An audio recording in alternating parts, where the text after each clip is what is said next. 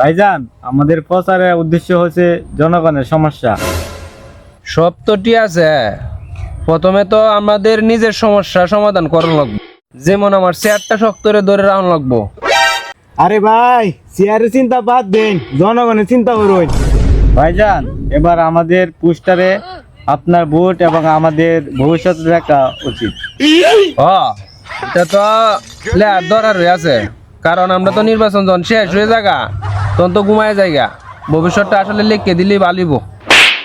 তাহলে তো জনগণ জানবো যে আমরা 2 ঘন্টা লাগে কাজ করি।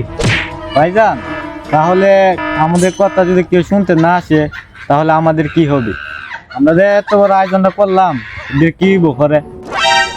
আরে বেটা আইতো না কেরে, 3টে করে সিঙ্গারা আর 1টা করে কোকা কোলা ধরাই দিবে, তুই দেখবি আইবো ধরে ধরে। তাহলে তো ভাই এরা সিঙ্গার আর কুয়াকালা লুবে আইবো, ভূত তো আর দিত না। আজকের ভাষণে আমরা বলবো আমরা একসঙ্গে সব সমাধান করব। যারা মনোরঞ্জন সমস্যা করবো তার আর বুট দেওয়ার দরকার নাই। এরা ভূত লাগতো না। আমরা সমাধান করবো মানে। হাসুন, সবাইকে হাসিয়ে তুলি, কারণ আমাদের প্রচারণা শুধু ভোট নয়, এক নতুন সংস্কৃতি গড়ে তোলার চেষ্টা।